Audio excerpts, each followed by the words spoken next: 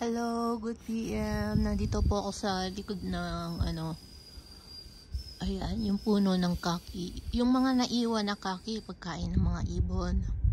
Pero dito ako nang hinayang yung orange. May can po yan, yung nasa, hindi na siguro makuha na may-ari, mga bisik. Bisik po kasi sila. Sobrang busy. Kung wala lang ako sakit na kaya ko pong abutin yan. Ayun, kita nyo, dati mayabong na mayabong. Tapos nawala na yung mga meron pa dun, mayabong na mayabong puto. Hindi ko lang na video. Nakwento ko lang doon kay Okasang. So, bakit ako nandito? Ako'y magpapainit hapon. Hinayang talaga ako doon sa orange. Sobrang mahal po ng mga prutas. Lahat po na bilihin ngayon. Hindi lang po dahil sa Christmas. Nagmahal lang po talaga. Ay! Para akong tatanganin. Ayun naman. Aking content po ngayon, tungkol po sa Kuratong Baleleng. Nung that time na nirat-rat po ang Kuratong Baleleng doon sa Tandang Sora, dumadaan po kami dyan si Airpat ko nga kasama ko. Ewan ko saan, pauwi na ba kami noon or may puntahan kami kasi si Airpat mahilig po mag-iya, kumain po yan. Tapos yung bingo kami. Tapos nung nalaman na nga niya yung, sabi ko ano na nangyari dyan sa na yan, yung nirat-rat dyan. Kuratong Baleleng daw yan. Kuratong Baleleng yan. Si Lacson yan. Hindi ko pa po kilala si Lacson. So, wala na siyang sinabi. Yun lang. Kasi syempre, hindi naman ako nagtanong. Yun lang. Kung ano yung sinabi niya, hindi ka na pwede mag-urirat. Or unless magtanong ka pa, magsasabi pa yun. Basta, kilala namin si Airpat ko. Hindi pala kwento yun unless kung siya ay magsasalita po yan. Tapos nagulat nga ako, kasabwat din pala tong si Ako sa Kuratong Baleleng dahil yung kapatid niya kasabwat sa Kuratong Baleleng. At ito pa po ang aking naalala. Nung nagbabasa po itong mga kasabot sa mga NPA, si Bruhang Franz Castro, si TikToker na si Manuelita si Raulo, hindi ko sinabing si Raulo Manuel, ayun po, at si Brocha. May binanggit po to, binasa po tong si Brocha, na tungkol sa pinagpapatay daw sa Antipolo.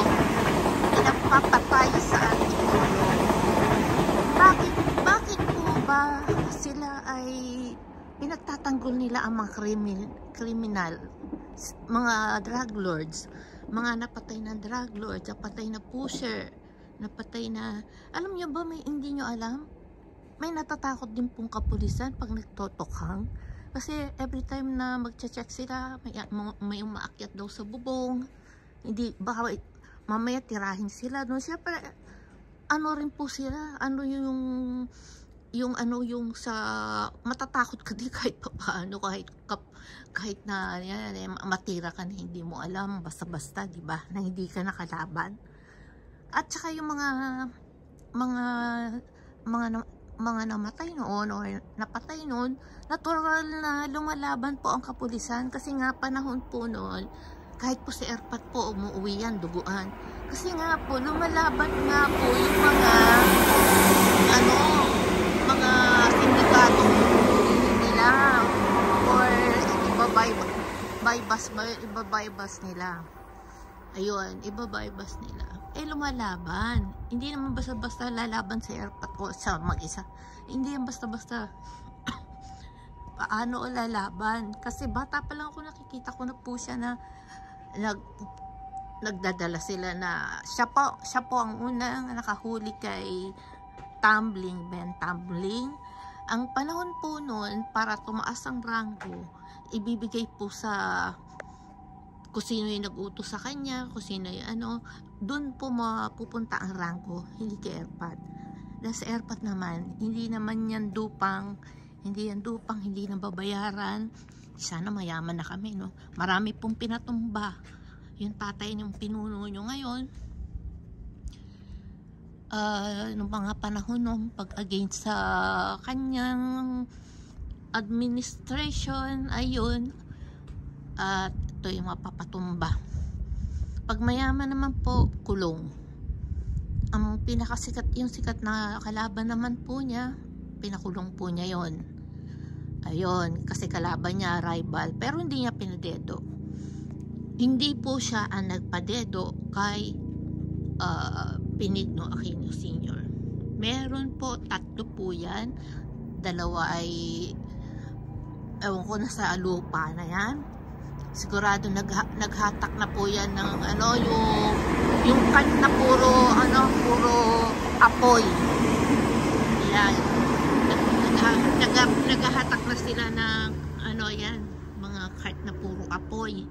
Kung doon kayo mapupunta sa ilalim ng lupa. Pero pag konti lang po ang kasalanan nyo, andun lang po kayo, nakahilera lang kayo sa mga naka-hoodie. Hilera lang. Pag wala kayong kasalanan talaga, kung kayo ay mapapatawad ng poong Ama, doon po kayo sa taas. Pero ito ay parurusahan din po kayo kahit na ano, kung pagdadasal po kayo ng inyong pamilya, parurusahan po kayo, pinagdadasal din po kayo doon, pinagdadasal din po kayo. Bakit ko po nalaman? Dahil ito ay pinakita sa akin ng kuya ko, kung nung paano siya pinarusahan. Mayroon nagdadasal sa kanya doon, kami pamilya, tsaka doon mismo may nagdadasal sa kanya hanggang sa napatawad na po siya. Tapos po pinakita niya sa akin kung nasaan na siyang lugar. Sabi niya, sabi ko, kasi at pagkatanong ko, nasaan ka na kuya, okay ka na ba? Pinakita niya sa akin yung taas. Ayun, tinuro niya sa akin, sabi niya, sila na ang pamilya ko. Kaya kayo, yung makasalanan sa mundo, kayo ay umano na. Kung gusto niyo yung pera, hindi niyo madadala sa mundo, sa inyong ano yan, doon, kung saan man kayo mapunta sa iba, pero tingin ko lahat po kayo mapupunta sa ilalim pinakailalim na po kayo, lalim mga nagnanakaw ng pondo. Bakit kay Senator, hindi pala, I'm sorry, kay kuratong na naman sa, bakit si Barbers wala akong nadidinig o hindi ko nakikita sa mga vlogs na yung pagkahuli ng SUV na puno ng droga,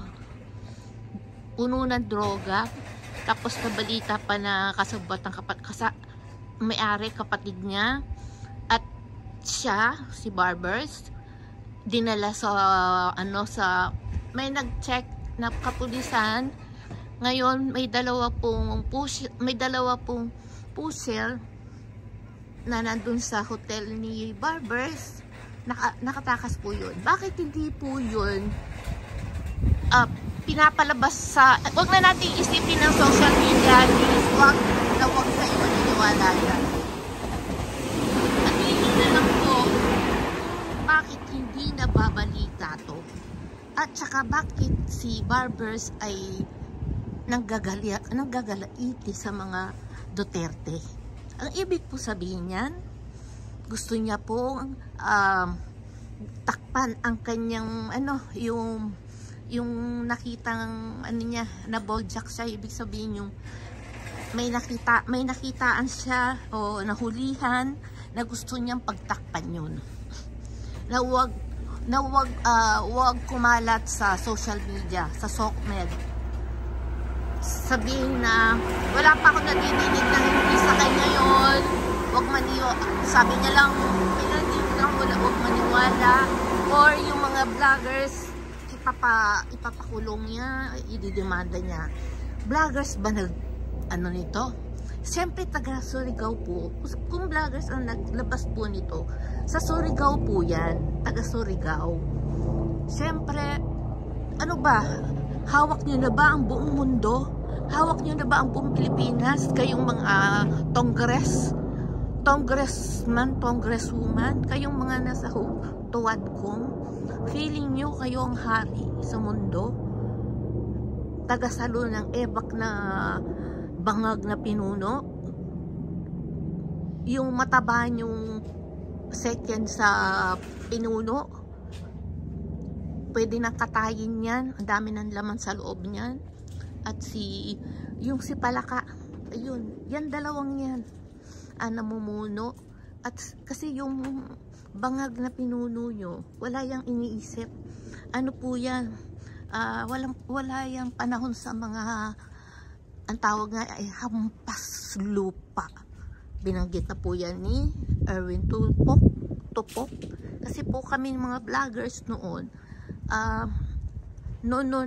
pro FLM at saka anti-FLM. Words po yan ng mga medyo pangit magsasalita, yung hampas lupa.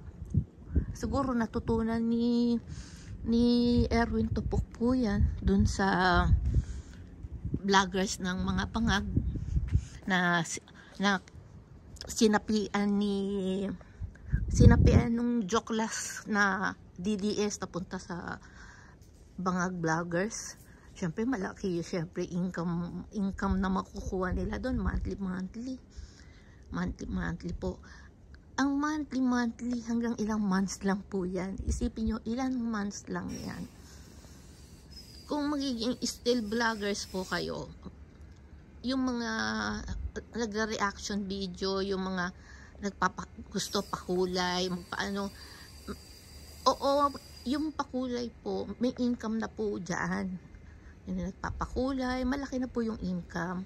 Lalo yung mga 100,000, 200,000, nakakuha ng silver button, malaki na po ang income niyan. Tsaka yung viewers, ang laki ng viewers nila, may income po sila, malaki po ang income niya, revenue.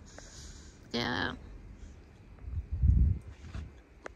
yung mga magagandang ang pangit lang, pinakahit ko lang talaga po, paulit-ulitin ko naman po yung naka-silver button na siya, dating nasa 35, 50 lang yata ang subscriber nito. Nag-subscribe ako kasi magaling naman siyang vloggers nga. Parang tumaas yung ere. Gusto ba gold? Bibigay daw niya kay kay Tatay Digong pag siya ay nakakuha ng gold.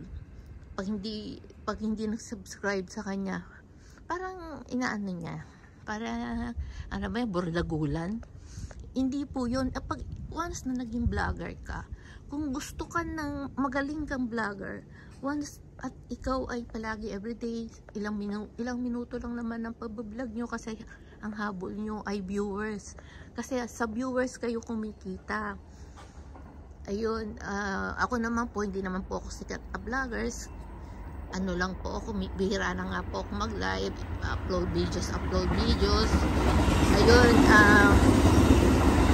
hindi ko inaano na yung kahit yung iba vlogger sana nandun, nakatambay sa EDSA Shrine. Hindi sila nagsasabi ng ganyan. Ang gusto nila yung income. Magkaroon man lang sila ng income. Siyempre, nandun sila, na makita mo sila, nag-vlog sila doon, nag-share sila sinishare nila yung video, kung ano nangyayari, kung nagpapadala ba ng mga kapulisan doon, hinaharas ba sila na kapulisan doon, mga pagkain, sasabihin bayaran sila. Hindi po sila bayaran. Kung bayaran yan, nasa bahay na lang niya, kagaya yung mga nagre-reaction video, ay doon lang sila sa kabahayan. Ano lang po sila, yung mayroong mga makapuso na nagbibigay ng pagkain. Sabihin na natin, ito ay grupo ni ganyan, grupo ni ganon, grupo ni nga, PDP, grupo na ganon. Siyempre, donation po yun, pagkain. Magkano lang naman, hindi naman steak na kagaya ng kinakain sa SOR, sa House of representative or sa Malacanang. Hindi naman po ganun ang binibigay na pagkain sa kanila. Tama lang po sa mga taong yung masarap na sa kanila, mabigyan sila ng masarap na pagkain.